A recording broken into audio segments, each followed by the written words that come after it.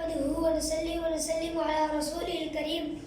أما بعد فأعوذ بالله من الشيطان الرجيم بسم الله الرحمن الرحيم يوم لا ينفع الظالمين معذرتهم ولهم اللعنة ولهم سوء الدار وقال النبي صلى الله عليه وآله وسلم اتقوا الظلم فإن الظلم ظلمات يوم القيامة صدق الله العظيم وصدق رسول النبي الكريم تشدد خود ستم رانوں کے حق میں زہر قاتل ہے کبھی پائی نہ مظلوموں کی آہیں بے اثر ہم نے یہ ممکن ہے کہ کچھ تاخیر ہو جائے مگر تاریخ کبھی پلتے نہیں دیکھا کوئی بیدادگر ہم نے محترم اساتذہ کرام اور میرے ہم مکتب ساتھیوں السلام علیکم ورحمۃ اللہ وبرکاتہ آج میری تقریر کا عنوان ہے ظلم کا وبال ظلم کیا ہے کسی چیز کو اس کی جگہ سے ہٹا کر رکھ دے اور حد سے تجاوز کرنے کو ظلم کہتے ہیں اس کا مطلب یہ ہوا کہ کسی کو اس کا حق نہ دینا نہ حق طریقے سے کسی کے حق کو مارنا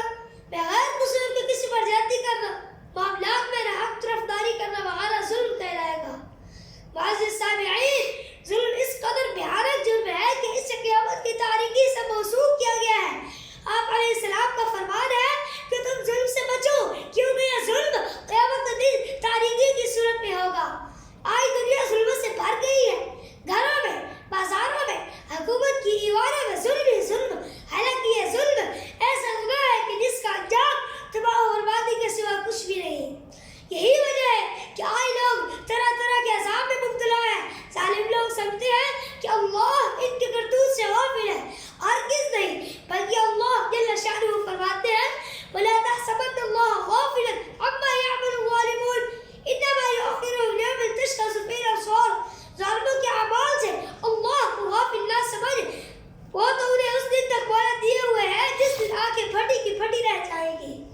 ظالم پر اللہ کی لعنت برستی ہے فرمایا لعنت اللہ علی الظالمین ظالم پورا وقت میں بیار مددگار چھوڑ دیا جاتا ہے فرمایا والظالمون ما لهم من ولی ولا نصير سامعین محترم ظلم کا وبال آخرت تو آخرت دنیا میں بھی ملتا ہے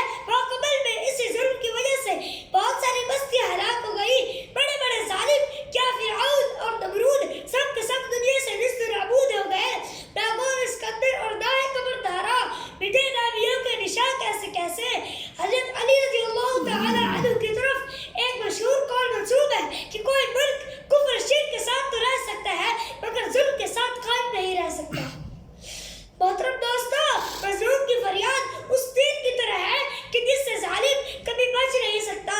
آپ علیہ السلام نے جب حضرت معاذ رضی اللہ تعالی عنہ کو یمن بھیجا تو ان سے فرمایا اتق دعوت المظلوم فإنه ليس بينها وبين الله حجاب مظلوم کی بد دعا سے بچو کیونکہ اللہ اور اس کے درمیان کوئی پردہ حائل نہیں ہوتا اسی طرح نبی علیہ السلام نے فرمایا کہ اگر کسی شخص نے ایک مالیس زمین بھی کسی دوسرے سے ظلم لے لی تو 7 زمینوں کا توق اس کی گردن میں پہنایا جائے گا تو 7 زمینوں کا توق اس کی گردن میں پہنایا جائے گا تو اس سے یہ بات معلوم ہوئی کہ انسان کو زندگی کے کسی بھی معاملے میں ظلم نہیں کرنا چاہیے وگرنہ اس کا وبال ہمیں دنیا اور آخرت میں بھگتنا پڑے گا تو اللہ کریم ہمیں ہر طرح کے ظلم سے بچائے اور عدل و احسان والا راستہ اختیار کرنے کی توفیق عطا فرمائے وَمَا عَلَيْنَا إِلَّا الْبَلَاغُ الْمُبِينُ